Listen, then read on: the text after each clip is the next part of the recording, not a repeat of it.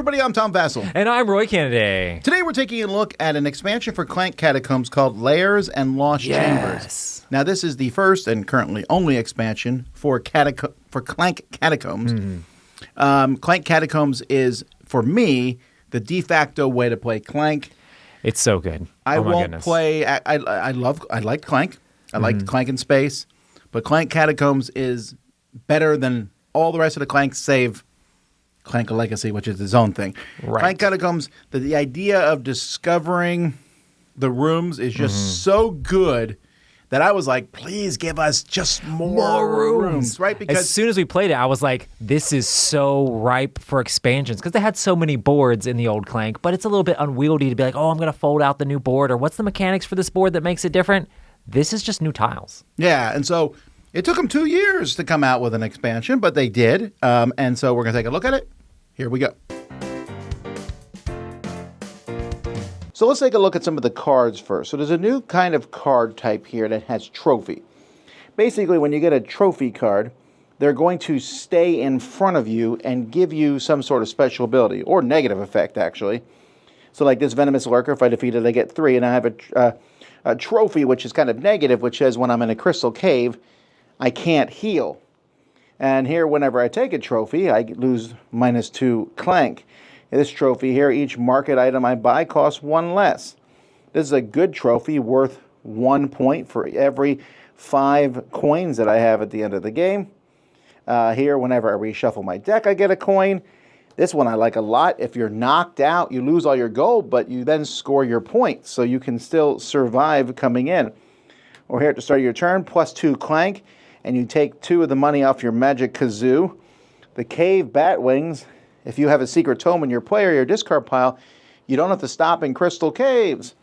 So these are things that have to do with the trophies. And there's going to be cards that kind of work with these trophies sometimes. There might be a card that says, discard a trophy.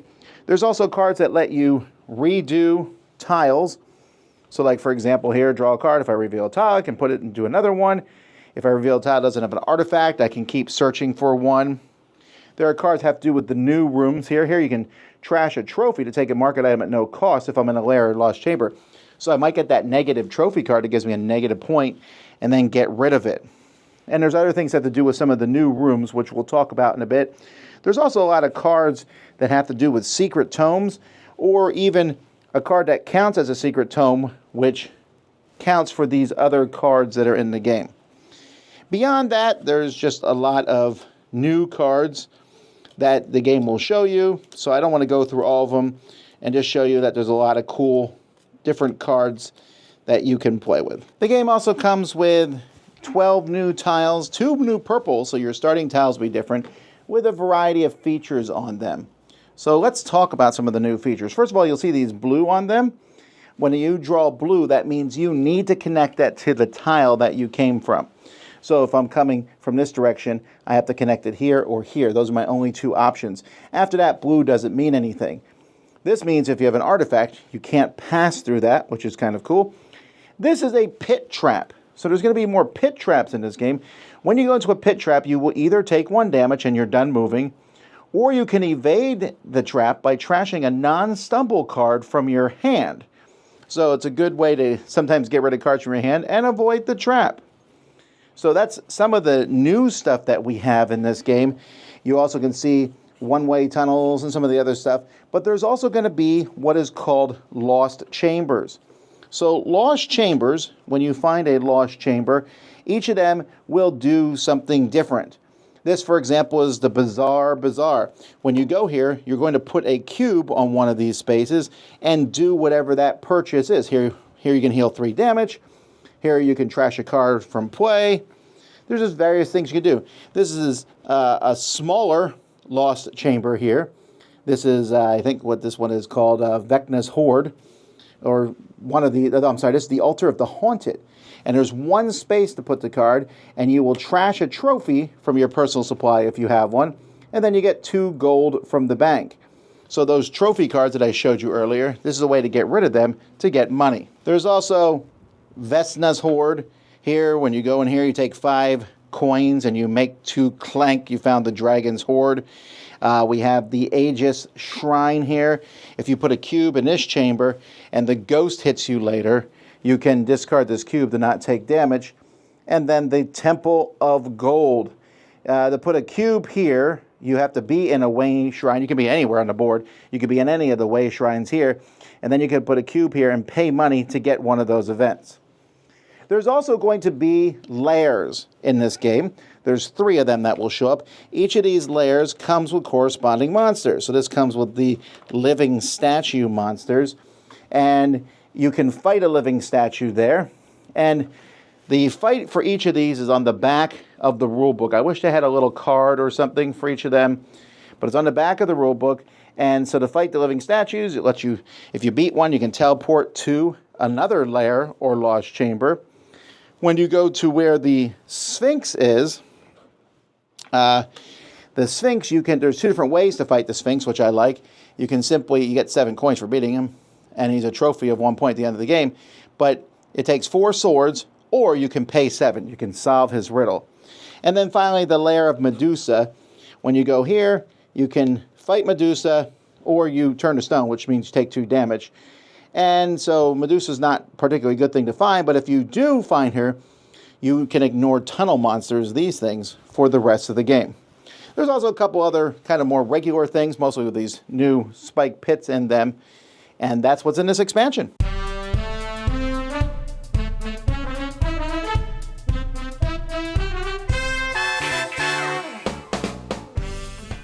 So this is an expansion with just more stuff. Yes. I want to get my one complaint, which is something I mentioned in the overview, and that is I wish that they had a reference sheet. There's all these different, lost chambers. Right. And I have to look up in the rule book for each one usually. Oh, for each of the monsters? Oh, the Lost Chambers in general. The monsters are printed on the back of the thing, but I kind of wish there was just a single card that had the monster stats on it. Yeah. I mean, yes, you can, it's right here in the back of the book, it shows you what the monsters do, but that could have fit on one card, and they could have just said, for this monster you fight this. I feel like, I don't know, I just feel like you have to kind of have this book to look at this stuff, and after a while you get to know it, but that's actually my only complaint. Other than that, I think everything about this is awesome. Right. I love the fact that there's new things to explore and new stuff to go out and do. I mean, that's one of the coolest parts of Clank Catacombs is it added that aspect of exploration. And now sometimes, there is something a little bit interesting of being like, what is this tile with all these symbols on? Let's read the tome to figure out what it does. It's super exciting to be like, oh, I found this crazy thing. And they are the Lost Chambers or whatever. And sometimes finding those lairs is really cool too. It's like, oh, and it's interesting because you have a monster that you kind of can fight, which is not as bad as you would think, So it's normally still gives you a benefit to be able to figure out a way to defeat those things. Sure. So, of the new things in here, the new cards. The new cards are great. I'm always a big fan of new cards. It's also kind of spread stuff out through the deck. I'm a big fan of the trophy mechanism. I think it's awesome. Yeah. Especially since I like the negative trophies. You hit this person and now you had something that's not so great, but then you can turn it discard those or turn them in. There's ways to do that, and that just feels that's pretty good. Anything that adds more combos in a deck building game is always fun because that's what Clanks is all about. It's like after you build up your deck for a bit, it's like now do this and this and do this and change this out and do that. It's just so much fun. So then the new tiles. That's mostly this game's about the tiles. The cards are cool, but it's about the tiles. The paths that you have to start in on. That's a nice addition. Yeah, we've seen that in so many other games. It's like most games start with that as a default. You have to come in the tile this way each time. Clank was always you get to put it whichever way you want. Now the fact that there are certain ones that force you to do that, it's like, oh, well, now you fell into a trap, or now you fell into this or that, or you're forced to go this way, or you have to it has a really good thing on the opposite side of the tile, but there's no way to get to it yet. It's like an interesting aspect, and it makes the exploration even more interesting, especially when it's not always that way, And I really like that they added 2 new purple tiles. And one of those purple tiles has that tunnel on it that you have to, there's a good chance you're going to go through it, that you can't come back through with an artifact, and I love that. Yeah. So the tunnels is cool. The pits are neat.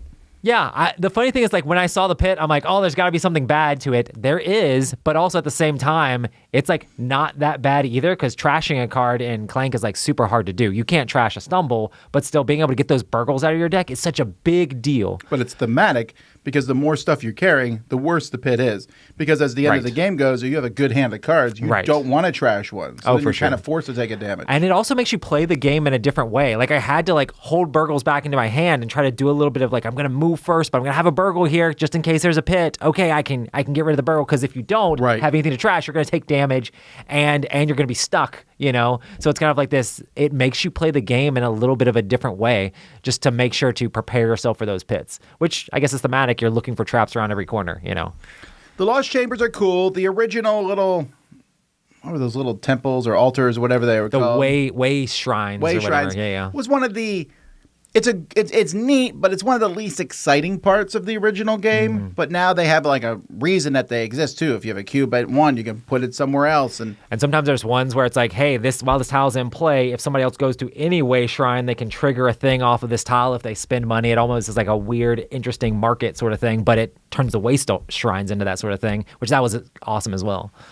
Yeah, and then the last thing is the creatures, which are cool because this is the game that this works for. This exploration, you're like, I'm going to go in this room. What's in it? Oh, it's Medusa. Not every tile feels like an adventure, and I hope that I wouldn't mind if they, if they make another expansion, make it the exact same way. Just that more stuff to just find. And there's so many tiles now that you don't know what's going to come out in the game. You're not going to explore all the tiles probably. Yeah. So I really enjoyed this. For me, this expansion's a 9. I think the game is great. My only complaint really is the lack of a reference card or something to look at. Other than that, I think it's fantastic. I'm giving it a 9.5. I mean, I love Clank Catacombs, and it just keeps rising for me. And just having more stuff to explore in the game is just so much fun. I really enjoy the system, and Clank has just continued to make it rise. I enjoyed Clank before, but like Catacombs has brought it up, and then having new stuff to explore just keeps bringing up even more and more. So I love Clank Catacombs Lost Chamber. Definitely something that I'll definitely be getting a copy myself of. All right, well, there you go. It's Clank Catacombs, Lairs and Lost Chambers. I'm Tom Vassell. And I'm Roy Kennedy. Clankety clank.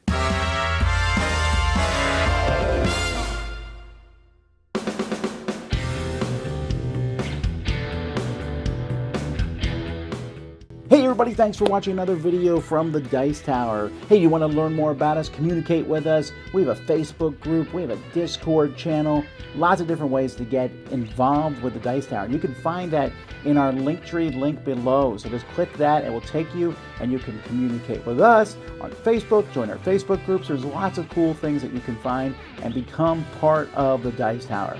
Thanks so much for watching. I'm Tom Vassell.